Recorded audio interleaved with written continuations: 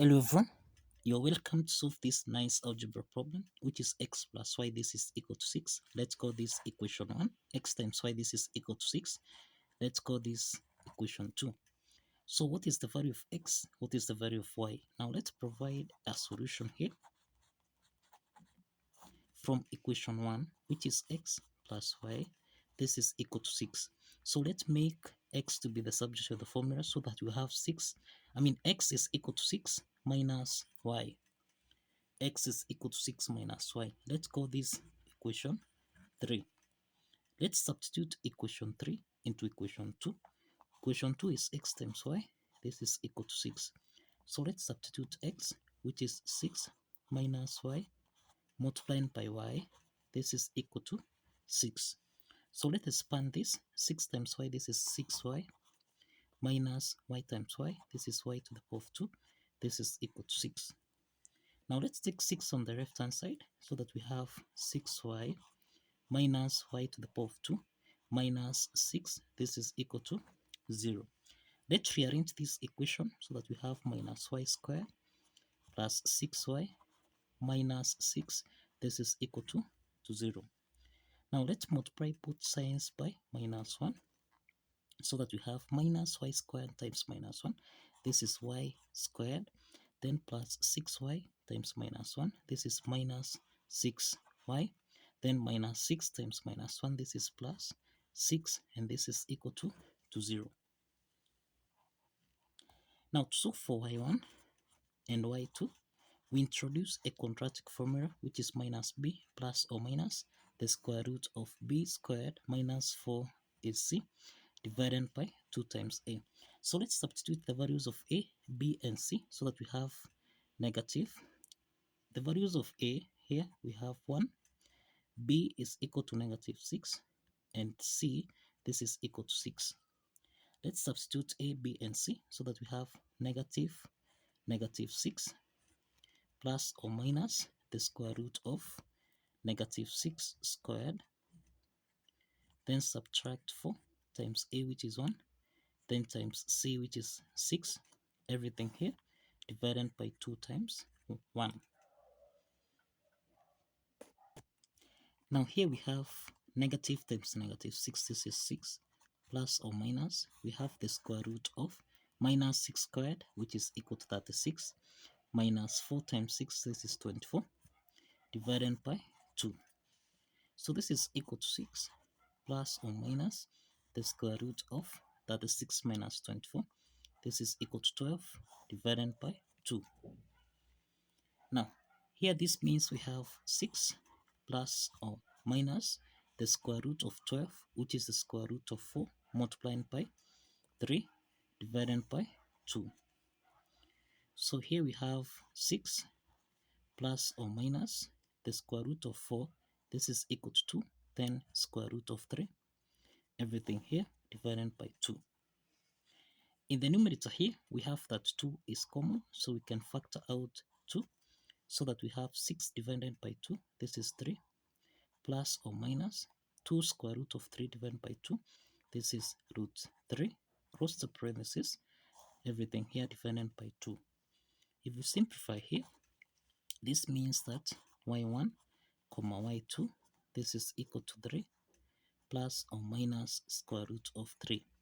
Now this is to mean that y1 is equal to 3 plus square root of 3, and we have y2, this is equal to 3 minus square root of 3. Now let's solve for the corresponding values of x1 and x2. Now from equation 3, we have x is equal to 6 minus y. So we can solve x1, this is equal to 6 minus y1, which is 3 plus square root of 3. And this is equal to 6 minus 3 minus times plus 3. This is becomes negative square root of 3. And this is to mean that here we have 6 minus 3, this is 3 minus square root of 3. Now this implies that we have the first set of solution here, x1 comma y1, this is equal to 3 minus square root of 3 comma y1, which is 3 plus square root of 3. This is the first set of solution that we have. Now let's proceed to solve for x. Now x2, this is equal to 6 minus y2, which is 3, minus square root of 3. So this means we have 6 minus 3, this is 3, minus times minus square root of 3, this becomes plus square root of 3. Now we have x2, comma, y2, this is equal to 3 plus square root of 3, comma, we have 3 minus square root of 3. Now this is the second set of solution that we have. Now the next step is to check if these two set of solutions A satisfies the equation. Now we have that x plus y, this is equal to 6, this is equation 1, and we have that x multiplied by y, this is supposed to give us a value of 6, this is equation 2. Now let's check x1, comma y1 by using equation 1 here. So we have 3 minus square root of 3 plus 3 plus square root of 3. This is supposed to give us a value of 6. Negative square root of 3 plus square root of 3, this simplifies. Then 3 plus 3, this is equal to 6. And this is equal to 6. This is to mean that the left hand side is equal to the right hand side. And this proves that x1, comma, y1 satisfies the equation. Now let's check x2, comma, y2. If this satisfies the equation, let's use equation 2. Now we have 3 plus square root of 3 multiplied by 3 minus square root of 3. This is supposed to give us a value of 6. So we have 3 multiplied by 3 minus square root of 3, then plus square root of 3 multiplied by 3 minus square root of 3. This should give us a value of 6. So 3 times 3, this is 9, minus 3 times square root of 3, this is 3 square root of 3, then plus square root of 3 times 3, this is 3 square root of 3, then minus, we have square root of 3 times square root of 3, this is square root of 9, and this is supposed to give us a value of 6. Negative square root of 3, negative 3 square root of 3 plus 3 square root of 3, this simplifies. Then we have 9, subtract square root of 9. This should give us a value of 6.